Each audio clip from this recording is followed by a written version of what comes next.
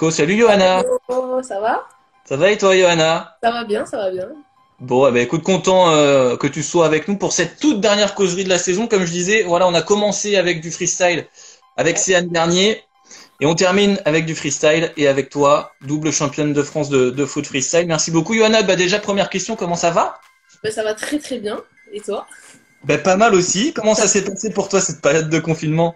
C'était assez compliqué parce que c'était difficile de s'entraîner forcément vu que on n'avait pas trop. Enfin, moi j'ai pas de jardin, j'habite dans un appartement. Donc c'est vrai que c'était Ouais, assez compliqué étant donné que les parcs et les stades étaient fermés. Mais ouais, non, ça va. Après côté financier forcément c'était compliqué. Mais ouais. là, je pense que ça va repartir. Enfin, j'espère que tout va s'arranger et que tout va aller mieux pour tout le monde, quoi. Ouais, on espère aussi. N'hésitez pas si vous avez des questions pour Johanna, elle est avec nous pendant allez, 20-30 minutes. Si vous avez des questions, vous les balancez sur le live et on n'hésitera pas, les meilleures évidemment, à les envoyer. Tout ce qui est demande de numéros, tout ça évidemment, on On ne oublie. relaiera pas, Johanna, hein. On est bien d'accord. T'étais où toi pendant le confinement du coup? Tu l'as dit, t'étais à Lyon, t'étais toute À seule en Lyon. appartement?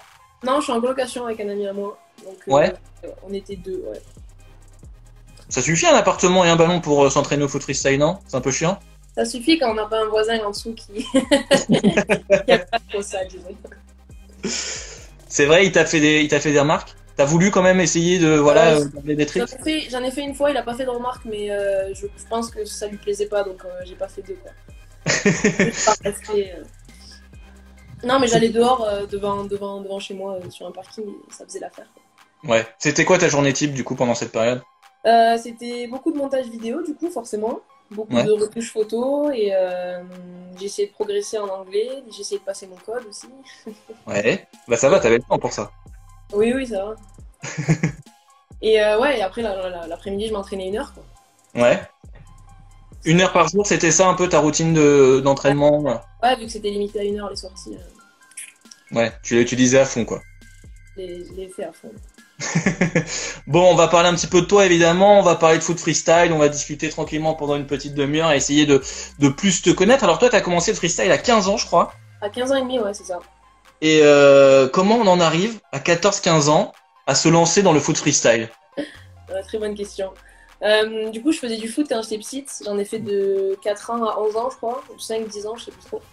Et en fait, j'avais arrêté suite à un mauvais match. Et à l'âge de 15 ans, j'avais voulu recommencer. Donc, j'étais partie voir mon entraîneur de foot que j'avais eu, qui m'avait envoyé faire des tests. C'était un mauvais match, attends, ça veut dire quoi? Ça veut dire que genre t'étais vénère, tu t'es dit j'en ai marre du foot, j'arrête tout? Non, non, c'était la finale d'un truc, je crois. Et il y avait une fille qui m'a mis un tacle. Elle avait rien eu, je crois. Un tacle sévère.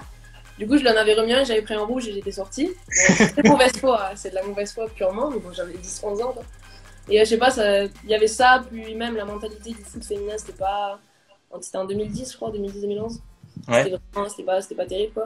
Donc j'avais arrêté. À 15 ans, j'ai eu envie de reprendre et mon entraîneur, il m'a envoyé faire des tests de recrutement à Toulouse, dans un lycée avec section foot. Et tu sais, pendant les tests de foot, ils te demandent de faire 50 jongles droit, gauche, tête. Ouais. Et je crois que j'avais fait 6, 4 et 2, enfin genre nul, vraiment très nul. Et ça m'a vexé. Du coup, quand je suis rentrée chez moi, j'ai pris mon ballon, je me suis entraînée à jongler. Puis au bout d'une semaine, je savais très très bien jongler, donc j'ai voulu apprendre un tour du monde et c'est venu comme ça en fait. Tout C'est simplement. c'est- c'est venu d'une piqûre d'ego en fait. Exactement. Et donc t'as commencé à mater des vidéos sur internet et c'est comme ça que t'as appris aussi finalement. Exactement, je regardais des tutos. Je regardais beaucoup de tutos de Gauthier Fayol, je pense que tu connais, Ouais, qui est 5 fois champion du monde ou 6 catégories chaud. ouais. Et ouais, du coup, c'est comme ça que j'ai connu le freestyle. C'est un peu grâce à Gauthier et Footstyle, le crew. Et après, j'avais rencontré du coup Gauthier à Toulouse en septembre. Et il m'avait vraiment donné envie de me lancer à fond dans ça. Et dès l'année d'après, tu fais ta première compète. Exact, j'ai fait mon premier BSS en 2016. Ouais. Mais l'idée c'était quoi? C'était juste de... Parce qu'au départ, tu te mets dedans en te disant voilà, je vais juste leur prouver que je sais faire plus de 15 jongles ou c'était vraiment tu te dis je vais faire du foot freestyle et... Non, en fait, dès que j'ai voulu apprendre mon tour du monde, en fait, je suis tombée sur une vidéo de freestyle qui regroupait Rappelle le tour toutes du les monde ce que meilleures. c'est pour les gens qui peut-être connaissent pas. Comment? Rappelle le tour du monde ce que c'est pour les gens peut-être qui connaissent pas bien. Du coup, c'est passer sa jambe autour du ballon. Voilà, Ouais. c'est plus simple. Et ouais, du coup, je disais, j'étais tombée sur une vidéo de freestyle qui regroupait tous les meilleurs mondiaux. Et quand j'ai vu cette vidéo, en fait, je me suis dit, en fait, je veux faire ça. Et c'est tout. Le foot, c'est ciao. Et je fais ça. Voilà, c'est comme ça que ça s'est passé. D'accord. Et donc cette première compétition, l'année d'après, ça se passe comment? C'était quoi comme compète? C'était championnat de France, organisé par Red Bull, du coup. Et en fait, en début d'année, j'étais rentrée dans mon crew, donc qui s'appelle Streetlights. On est basé sur Marseille. Et donc j'avais rencontré ce crew en début d'année. Et en fait, à chaque compète, j'y allais pour m'entraîner avec eux et tout. J'étais pas trop dans un objectif compétition au début. Moi, j'étais plus là pour voir les gens et tout. Et je suis allée avec eux. Et c'est vrai qu'il y avait un membre du crew qui m'avait inscrit, qui m'avait forcé à le faire. Je l'avais fait pour le kiff. Et au final, le fait de l'avoir fait, ben, ça m'a donné l'amour des compétitions, on va dire. Donc voilà, donc merci à lui. Est-ce que, parce qu'il y a eu une question qui est passée, c'est quoi ton top 3 de footballeurs, de personnes qui t'impressionnent, de footballeurs qui t'impressionnent? Ah, juste foot, pas foot freestyle du coup? Non, foot, ouais, du coup, parce que c'est aussi la question qui peut arriver, c'est est-ce que du coup tu délaisses totalement le football traditionnel? Je vais y répondre. Du coup, déjà, je fais mon top 3. En 1, je mettrai Ronaldinho, forcément. Ouais. Voilà. Ensuite, en 2, je mettrai Messi. Et en 3, bah, Zidane. Ok. En 3, quand même. Ouais. Et du coup, j'ai délaissé le foot pendant un long moment. Genre vraiment délaissé, ça m'intéressait plus du tout, ni rien. Puis il y a des périodes où je vois des matchs et je me dis putain, ça me manque un peu quand même. Genre, parce que j'étais vraiment très très passionnée par le foot. Mais je suis plus du tout investie comme avant, je suis pas attachée à un club en particulier. J'aime bien regarder des matchs de temps en temps, je m'y intéresse de temps en temps, mais sans plus. Genre vraiment sans plus. Si t'es à Lyon, t'es obligé de t'intéresser à l'Olympique Lyonnais. Hein. Pas du tout. Je suis pas d'accord. Mais j'irai sûrement voir des matchs, ouais. Après je les ai jamais vus encore. Ça viendra. D'accord. Bon, ok. Il y a eu aussi la question top 3 freestyler du coup. Gauthier, tu l'as dit? Non, pas forcément. Non, Gauthier, c'est vrai que c'est quelqu'un qui m'a beaucoup inspiré au début. Mais il est plus du côté show et moi je suis plus du côté compète maintenant. Donc c'est vrai que je le respecte beaucoup et tout, mais c'est pas dans mon top 3, je pense. Mon top 3, non, je mettrais Erlen, je pense, en premier, qui est un Norvégien. En 2, je mettrais Brignard, son frère, qui m'impressionne énormément. Et en 3, Chimo, qui est un peu... D'accord. Eh ben écoute, c'est noté. Juste pour revenir sur ta première compète que tu fais, tu concours avec les garçons, je crois, parce qu'il n'y a pas de catégorie filles. Exact. La première catégorie féminine qu'il y a eu pendant les championnats de France, c'était là, la dernière en 2019. Sinon, ouais, c'était mixte. Et comment t'expliques ça? Il n'y avait pas assez de nanas, en fait, tout simplement?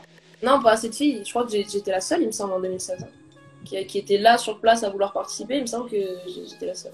Donc, tu peux pas faire une compète avec une ou deux personnes, ça va pas trop. Non, c'est un peu compliqué. Mais comment t'expliques ça, le fait que les filles se mettent pas forcément au foot freestyle? Parce qu'on voit les filles se mettre de plus en plus au foot. Alors, évidemment, depuis la Coupe du Monde qu'il y a eu en France l'année dernière, mais même il y a 4-5 ans, les filles étaient déjà revenues peut-être un peu plus dans le foot, non? Comment t'expliques qu'en foot freestyle, il y a eu des masses?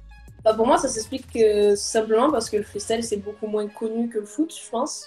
C'est une discipline assez jeune et ça commence à venir. En vrai, moi, depuis que j'ai commencé, je vois une évolution vraiment énorme vis-à-vis des filles qui s'y mettent. On est beaucoup plus, il me semble que quand j'ai commencé, sans mentir, on était 4-5 en France. Je crois que maintenant, on est entre 40 et 70 facile. Donc vraiment, l'évolution, elle est pas mal. Parce que ça fait que 4-5 ans, quoi. Mais ouais, ça s'explique sûrement. C'est un peu comme le foot, je pense. Il y a beaucoup de filles dans le foot qui disent ouais, moi j'ai pas envie de commencer parce qu'on me dit que c'est un sport de garçon. Il y a cette mentalité encore, je pense, qui est encore là chez certaines personnes. Après, je pense que c'est un truc qui va passer au fil du temps. Et l'évolution, tu dis, il y a à peu près 70 freestyleuses françaises. L'évolution en 4-5 ans, elle vient de où? Elle vient de toi, de Nana comme Mélodie Donché aussi, qu'on voit aussi un peu dans les médias? Je n'ai pas la prétention de dire de moi, mais je pense des vidéos, en fait, tout simplement, parce que le freestyle, ça a connu un gros boom sur les réseaux sociaux. On a vu énormément de vidéos qui sont devenues très très virales et tout. Donc c'est vrai que le sport a été vachement mis en avant. Et je pense que c'est ça qui a fait que, filles comme garçons, il y a beaucoup plus de personnes qui ont commencé cette discipline. Ouais. Et en termes de foot traditionnel, on dit la différence entre les filles et les garçons, c'est peut-être une histoire de physique, mais en termes de foot freestyle, le physique entre pas trop en ligne de compte. Comment c'était cette première compétition avec des garçons? Est-ce que tu as senti vraiment qu'il y avait un niveau différent entre les filles et les mecs? Après, moi, j'étais la seule j'étais la seule et j'avais un an de freestyle, donc moi, oui, j'ai senti... Mais depuis que tu fais d'autres compétitions, est-ce que tu sens qu'il y a une différence de niveau? Ouais, je pense qu'il y a une différence déjà physique, je sais pas. Pour moi, non, mais je dirais pas avoir la science infuse sur ça. Mais je pense juste que en gros, pour moi, le niveau, il se construit par rapport au top niveau. Tu vois ce que je veux dire? Genre, par exemple, un mec, il va avoir un niveau en s'inspirant du meilleur mec, tu vois. Et le niveau du meilleur mec, il est vachement haut. Et du coup, je pense que si on avait une championne du monde féminine qui avait le niveau d'Erland, le Norvégien, je pense que le niveau féminin, il serait vraiment, vraiment beaucoup plus proche du niveau masculin. Ouais. Parce que du coup, c'est vrai que beaucoup de filles s'inspirent de la meilleure fille, ce qui est normal. Ouais. Donc ouais, je pense que c'est dû à ça. Après, physiquement, je sais pas trop. Je pense que la différence est moins grande qu'avec le foot, quoi. Comment ça se passe une compète de foot freestyle pour ceux qui n'en ont jamais vu et parce qu'il n'y a pas de but à marquer évidemment. Donc voilà, comment ça se passe une compète de foot freestyle? C'est quoi la mécanique? Ça dépend vraiment, ça dépend des compétitions. Je vais prendre un exemple, les championnats de France. Donc championnat de France, exemple, je sais pas, il va y avoir 60 garçons par exemple. Ils vont faire des phases qualificatives. Donc ça va dépendre, il y aura soit Seven to Smoke. Seven to Smoke, c'est il y a une personne qui en affronte, enfin c'est un groupe de 7. 7 ou 8 7. Il y a une personne qui affronte les personnes à la suite, quoi, en file indienne. Et le premier à 7 points, en gros, il est qualifié. Donc ça, c'est le Seven to Smoke. C'est pas le meilleur format pour moi. Ouais. Sinon, après, il y a les phases qualificatives, c'est-à-dire on fait tous un show de 45 secondes à 1 minute 30. Et en gros, ils font un classement par rapport à ça. Et ensuite, il y a les battles, donc top 64, top 32, etc. Et donc, les battles, c'est 1 vs 1. Et c'est 3 fois 30 secondes chacun. Mais c'est genre un peu comme... Donc c'est comme un peu au patinage artistique où il y a des juges qui jugent votre performance. Et après, il y a 3 à 5 juges qui jugent les critères selon l'originalité, la difficulté, le contrôle, la créativité et la musicalité. Et est-ce qu'il y a des tricks imposés, genre est-ce que vous êtes obligé de faire 4 tours du monde? Non, c'est vraiment freestyle quoi. C'est libre, totalement libre. Ouais. Est-ce que du coup il y a pas on retrouve pas un peu les mêmes tricks au même moment? Si, forcément, ouais, je pense que ça arrive régulièrement. Ouais. Bon, en termes de... Pardon, il y a des tricks un peu basiques en fait que tout le monde fait. Le tour du monde par exemple, c'est une base quoi. En termes de compète, tu fais ta première en 2016. Je crois que celle d'après, tu fais aussi le King of Football en 2018, qui est un championnat du monde. C'était au Cirque Bouglione, je crois, à Paris. King of Freestyle, c'était organisé par Spin, qui avait fait venir des freestylers internationaux. Ouais, c'est vrai. Après, c'est pas vraiment reconnu comme championnat du monde. C'était le nom qu'on avait donné à la compétition, mais c'était pas du tout reconnu comme ça. Et ouais, c'était une belle expérience. Après, je m'étais fait une entorse la veille de cette compétition. Ouais. Donc, le moment où on tirait au sort, en fait, je suis tombée dans le couloir, je me suis fait une entorse, je suis tombée sur le ballon. Ah merde. C'est vrai que j'ai dû faire la compétition avec une entorse, donc c'était pas facile, mais ça reste quand même une très très bonne expérience. Et puis après, l'année d'après, 2019, donc l'année dernière, le premier titre de championne de France, où tu vas en plus en finale Mélodie Donché, qui est quand même une référence, quadruple championne du monde du foot freestyle. La progression elle a été super vite pour toi. Comment tu l'as vécu ce championnat de France? Je l'ai très très bien vécu. J'avais pas mal de stress, mais le premier jour en fait il y a eu justement la phase qualificative qui pour les filles s'est fait en Seven to Smoke cette année-là. Donc c'est vrai que le moment où je tombe contre Mélodie, en fait, je savais que si je gagnais, ça allait être beaucoup plus facile au niveau du classement pour moi. En fait, enfin, ça me rassurait, en gros, ça me mettait en confiance et du coup je m'étais mis beaucoup de pression pour gagner le premier battle contre elle. Et donc j'ai gagné. Et donc c'est vrai qu'après le lendemain j'étais vraiment en confiance et je pense que ça m'a beaucoup aidé quoi. Et ça a changé quoi pour toi ce premier titre devant une pointure comme Mélodie? Ça n'a pas changé grand chose dans ma vie, mais ça fait plaisir et je me sens. Enfin, c'est un peu la reconnaissance du travail que j'ai fourni toutes ces années quoi. C'est la récompense de mon travail on va dire. Continuez à poser vos questions à Mélodie, j'allais dire, tu vois. Non. À Johanna, si vous en avez. Elle était avec nous pendant encore un petit quart d'heure. Donc, il y a eu le titre en 2019. Et puis, juste avant le confinement, au début de l'année, il y a eu le deuxième titre. Alors, c'est la Coupe de France. Ça, c'est aussi un truc qu'il faut que tu m'expliques parce que j'ai l'impression qu'en foot freestyle, il y a des compétitions dans tous les sens et on ne sait pas trop laquelle est représentative de quoi. Ça, c'est un truc qu'on essaie de régler en ce moment en France parce qu'en fait, il y a un championnat de France qui est fait par Red Bull. Donc, c'est le RBSS, Red Bull Street Style. Et en début d'année, il y a l'association Foot Freestyle France qui essaie chaque année de faire une Coupe de France. Donc c'est une deuxième compète et c'est vrai qu'il y a beaucoup de débats entre est-ce que si on gagne celle-là, on est champion de France, est-ce que ça a autant de valeur que l'autre et tout.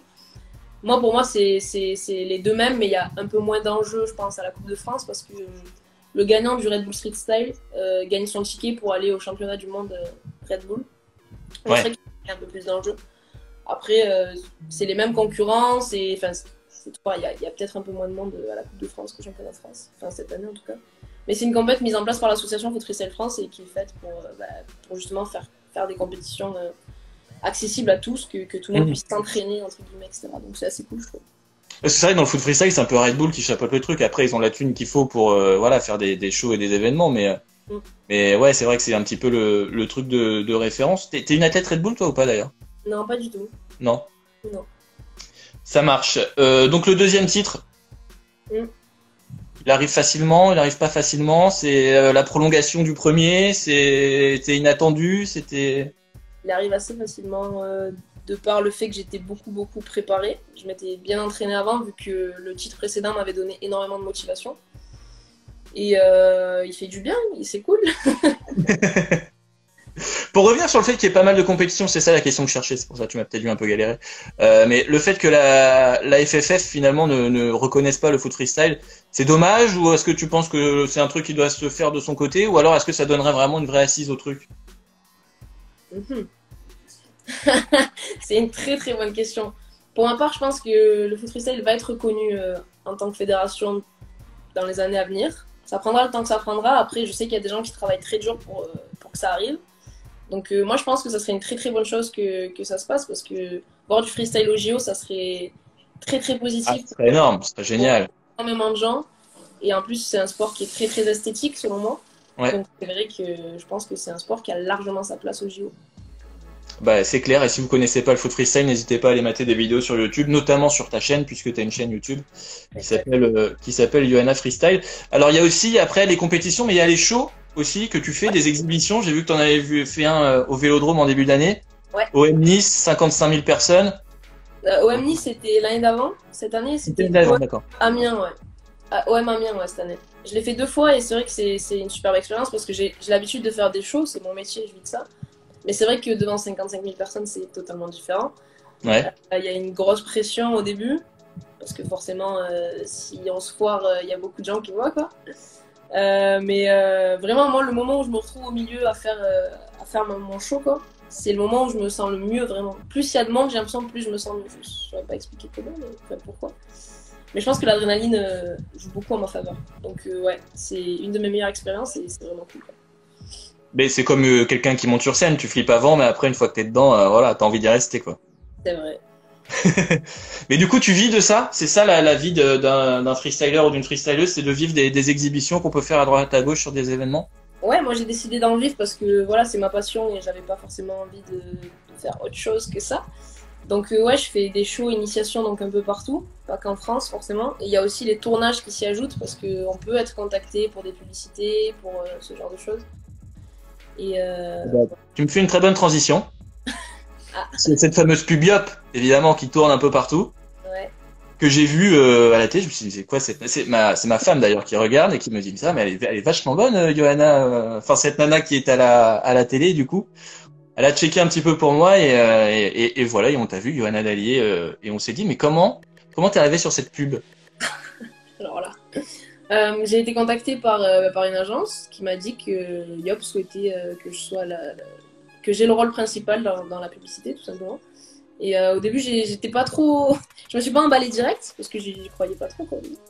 Et en fait, ça s'est fait très vite. L'agence a été en contact avec un de mes agents qui a géré le truc, etc. Et ça s'est fait assez vite et c'était très cool. Donc le tournage était à Londres et c'était 4 jours avant qu'on soit confinés, je crois. Ouais. Donc j'ai eu énormément de chance parce que ça aurait pu ne pas se faire du coup. Ça s'est fait vraiment de justesse. Et c'est une expérience vraiment à faire une fois. Enfin, je suis très contente d'avoir fait ça vraiment. Et je souhaite à beaucoup de gens, de freestylers en tout cas, ou n'importe, des gens dans le domaine du sport de faire ça parce que c'est vraiment très cool. Bah, et puis si on veut en savoir plus sur ce tournage, tu as fait une vidéo inside de ce tournage sur ta chaîne YouTube. Exactement. Où on voit que tu kiffes. Tu prends le moment comme il est, quoi, tu vois. Ouais, c'est un peu ça. T'as eu d'autres propositions du coup derrière? Est-ce que je sais pas des marques comme Nike, Adidas, est-ce que ça se lance un petit peu aussi à ce niveau-là? J'ai envie de pleurer.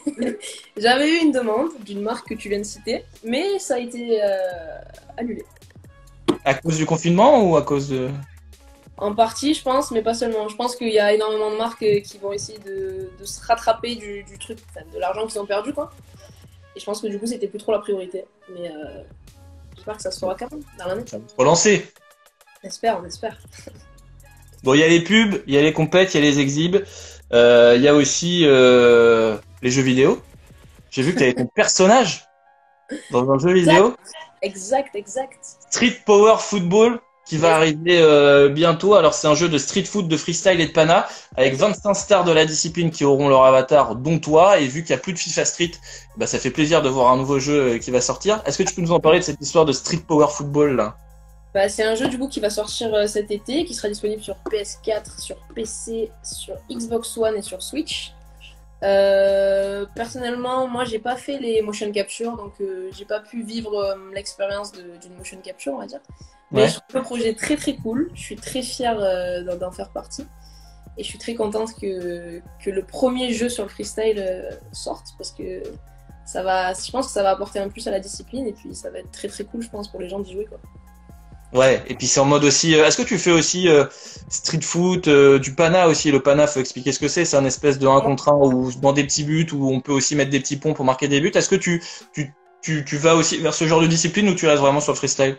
Moi, c'est pas trop mon truc, donc non, je vais pas du tout vers ça, mais j'aime beaucoup regarder. Par exemple, Lisa Freestyle, qui est pour moi une des meilleures, si ce n'est la meilleure en pana. Bah, si vous voulez voir du coup à quoi ça ressemble, je vous conseille d'aller voir ses vidéos parce que elle est vraiment très forte. Elisa Freestyle, alors elle aurait pu être avec nous, mais comme sa communauté n'est que anglophone, elle a dit c'est pas et Ouais. que je ne parle pas anglais, du coup c'est plus compliqué. Mais tu joues aux jeux vidéo du coup aussi ou non? Pas du tout, non? J'ai eu ma période où je jouais énormément oui, aux jeux vidéo, mais ça m'est passé. Est-ce que tu trouves que ton avatar te ressemble? Non, Ah, on est d'accord. mais mais je pense que ça va être retravaillé. Ça va être retravaillé. En fait, c'est un peu de ma faute parce que quand ils ont demandé d'envoyer les photos, j'ai envoyé une photo de moi où Flou. j'étais coiffée. Non, j'étais coiffée très très différemment sans penser qu'en fait ils allaient créer l'avatar sur la photo, donc c'est un peu de ma faute. Mais on en a parlé et on va le retravailler pour qu'il me ressemble un peu plus, je pense. D'accord. Bon, ça devrait arriver cet été. Ça s'appelle Street Power Football. Juste pour revenir aussi sur cette compétition de 2019 où tu deviens championne de France. Du coup, derrière, il y avait les mondiaux à Miami, parce que là, on a été très franco-français du coup dans les compétitions, mais il y avait les mondiaux à Miami où ça s'est un peu mal passé parce que tu étais blessé aussi, je crois. Exact. Après, je pense pas que ce soit la blessure qui ait fait que. Parce que j'ai déjà fait des compétitions avec des blessures un peu plus grosses, mais je pense que cette compétition, j'étais juste pas préparée psychologiquement en fait. C'est juste ça. C'était trop gros pour moi d'un coup. Je m'attendais pas à être là-bas. De base, j'étais pas du tout censée. En gros, les qualifications, je suis tombée contre une fille qui était pour moi largement au-dessus de moi, et donc niveau confiance, j'étais sûre de pas y aller, quoi. Et le jour où j'ai appris que j'y allais, j'y croyais pas. J'ai mis du temps à y croire, je pense. Et du coup, je me suis jamais préparée à me dire, ok, maintenant tu y es, il va falloir tout donner et tout. J'y suis allée un peu pas assez préparée, je pense. Donc ça a pas porté ses fruits, quoi. Et du coup, il y a eu d'autres compétitions un peu continentales comme ça que tu as fait depuis ou Il y avait le Super Bowl à Prague. Ouais. Chaque année, en fait, il y a le Super Bowl. C'est une compétition à Prague qui réunit entre 500 et 700 freestylers, je crois. C'est une compétition ouverte, du coup, c'est pas comme Red Bull où ils sélectionnent leurs participants. Là, tout le monde peut y aller, tout le monde peut participer, et c'est ça qui est très cool. Et c'est sur une semaine, du coup. Après, ça doit être très long du coup, parce que si moi, Georges j'y vais, il y aura peu de monde quand même qui regardera. Hein. Moi, je sais pas le tour du monde, donc mais n'importe qui, même moi, genre, je peux y aller. Quoi. Ah, ok, je vois ce que tu veux dire. Tu veux Non, dire c'est pour tout ça. participer? Ouais. Bah, tu peux aussi. Après, les gens. Enfin, je pense que les gens qui savent qu'ils n'ont pas trop de chance parce qu'ils viennent de commencer, ils participent pas à ce genre de truc, ils y vont plus pour regarder et pour prendre de l'expérience, je pense. Après, tu peux très bien participer. Il y a des qualifications les premiers jours et ensuite les phases finales, c'est sur les 2 derniers jours. D'accord. Non, mais je suis conscient de mon niveau, t'inquiète pas, je vais pas aller parasiter ce genre de truc. Johanna, merci d'avoir été avec nous. Qu'est-ce qu'on peut te souhaiter pour la suite? Est-ce que la suite, ça pourrait être Jean-Michel Aulas qui crée la section freestyle à l'Olympique Lyonnais? Est-ce que tu penses que c'est aussi une évolution qui peut être sympa à faire? Je sais pas. Wow, ça fait. Ok, je sais pas du tout. Non. Non, parce que du coup, forcément, les gens ils continueraient à lier le foot avec le foot freestyle et c'est 2 sports totalement différents. Donc, Ouais, non, toi, tu veux vraiment séparer les deux. Tu penses qu'il y a vraiment un truc, ça n'a rien à voir. Ah, ça n'a strictement rien à voir. Le seul point commun, c'est le ballon. Mais non, ça n'a strictement rien à voir. Un joueur de foot a beau être hyper technique, il peut être très très nul en freestyle. Et Ouais. moi, j'ai beau être très très technique sur un terrain, je cours pas 90 minutes sans craquer. Donc non. Qu'est-ce qu'on peut te souhaiter pour la suite du coup? C'est quoi les échéances qui vont arriver bientôt là? Il y a d'autres compètes qui vont arriver, d'autres exhibitions, d'autres tournages de pub. Parce qu'on peut me souhaiter pour ma part personnelle, ça serait d'avoir un titre international, chose qui, enfin, c'est mon objectif principal, quoi. Continuer de vivre du freestyle et espérer que les plans reviennent rapidement et que la situation s'arrange. Et après, pour parler communauté, j'espère vraiment que l'association Foot Freestyle France va se développer de plus en plus et qu'on va réussir à avoir une fédération, etc. pour justement propulser le sport un peu plus, quoi. Et il y a déjà des compètes prévues internationales bientôt là ou Il y a le Super Bowl qui a été annoncé là, ça y est. Donc ça sera la 2e semaine d'août. Et donc on attend les informations pour savoir quelles sont les choses différentes des autres années par rapport au Covid, quoi. Mais c'est très cool qu'ils aient réussi à la faire, donc ouais, voilà. 2e semaine d'août, Super Bowl. Bon, eh ben écoute, c'est la date qu'on retiendra avec aussi le jeu vidéo Street Power Football qui doit normalement sortir cet été. Exact. Avec un avatar retravaillé, donc on aura bien compris. Merci Johanna d'avoir été avec nous. Merci à toi, merci de m'avoir invité, ça fait plaisir. Avec grand plaisir, et puis on continuera de te suivre ces prochaines semaines, ces prochains mois, et puis si on peut refaire un live l'année prochaine pour prendre de tes nouvelles, on fera ça avec grand plaisir. Top. Salut. Salut Johanna. Bonne journée, bye. Move Radio, Hip Hop Nation.